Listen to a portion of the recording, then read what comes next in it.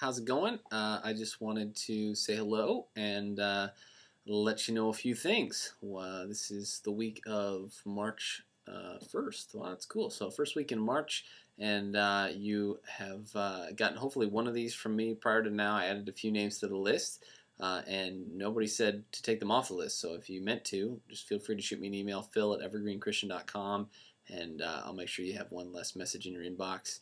But if you appreciate these updates, then I'm glad that I can help you out there. Let me give you just a few programming notes that might be helpful, things that you've probably heard elsewhere, but maybe this is just a place that you get them all in one spot. So this Saturday night / Sunday morning is daylight savings time, so don't forget to adjust your clocks. I'm really thankful that I have a cell phone that does it for me, that I use as my alarm clock, so it kind of does its thing for me, which is great.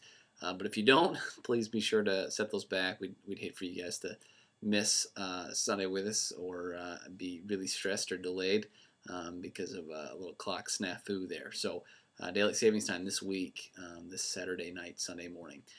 In addition to that, this upcoming Monday, hopefully you'll have your clock set by now or by then, is our parent meeting, which I talked about last time. And we're going to meet here in the building in the student room at 7 o'clock on the 9th. That's Monday night next week.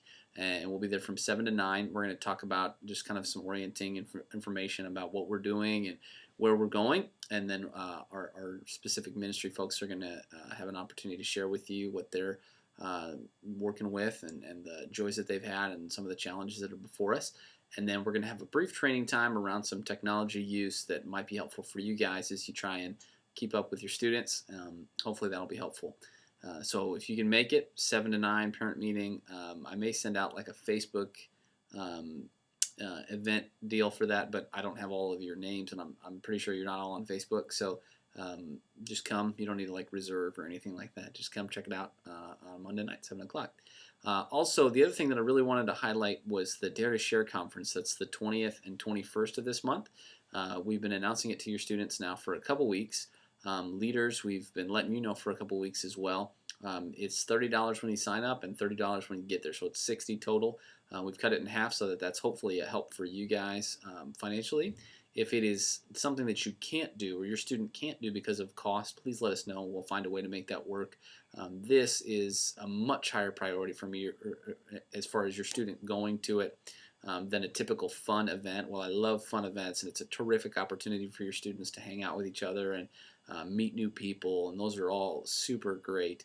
This is going to be a conference in which they really take some ownership, we pray, we hope, over what it looks like to share their faith with those around them at school and in the community. And as we move forward as a ministry, that's so critical, that's so in the core of who we are, that I would hate for your student to miss out on this opportunity. So it's the 20th through the 21st. If you just want to email or comment on this, if you want me to follow up with you or your student directly, I'd be happy to do that.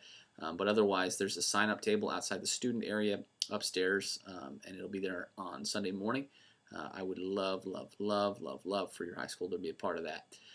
So I hope that that's some good information pieces for you guys. I wanted to let you know just a couple things that I'm praying for your students specifically right now. And for leaders, this is just some things that I can see on my radar that I hear a lot about from students.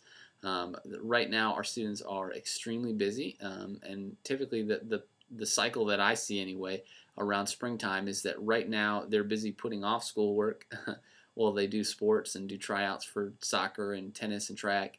And then at the end of the day, they forget about the other stuff.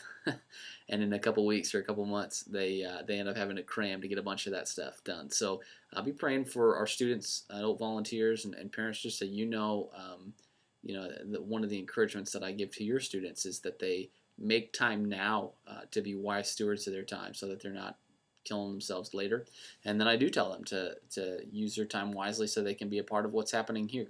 I always say there should be, there's off seasons for soccer, there's off seasons for football, there's off seasons for track and tennis. There should never be an off season for God. And so if a student is involved in a sport to the extent to which they can't come to church, I'm telling students that they need to address that. So if that's something that you're going, man, they're really good at the sport and they need to be able to do it full time for these 4 months, I'd love to have a conversation with you about that. Because that's not what I'm telling your students. So we need to interface there. But that's one of the big ones. And then secondly, we've had kind of a cropping up of students with which they're being very very casual with their words, whether that's gossip or whether that's kind of flippant use of text messages or whatever. And we've just ended up with students that are really not being wise stewards of that, and they're just not exercising much wisdom. So I'm praying for them a lot in that. For your student, I would challenge you, parents, if you feel comfortable to maybe ask to see a cell phone and scroll through some text messages, maybe some things to have conversations about. And I know that's like a, what about their privacy? I'm just not a huge student privacy advocate. I mean, I might change over time, but I think that it's a lot more beneficial for you to know what's going on. And if there's things in there they don't want you to see because they're inappropriate, then that's probably another conversation for you to have. So I've been praying for students a lot around language. I've been having a lot of meetings with students about that exact issue and just making it clear that just like the book of James talks about, our tongue, our language, our words, they carry incredible power. I mean, James in one chapter compares it to the bit in the horse of a mouth that can steer a wild beast with one little piece, the spark that starts a forest fire, and the rudder of a giant ship, all extremely small things that direct the whole vessel. And so for lots of our students, they're doing great. They're great individuals. God's done incredible stuff with them, but they are allowing just a few flippant words here and there to really derail their spiritual growth. And so I just want to give you guys a heads up on some things that I'm seeing.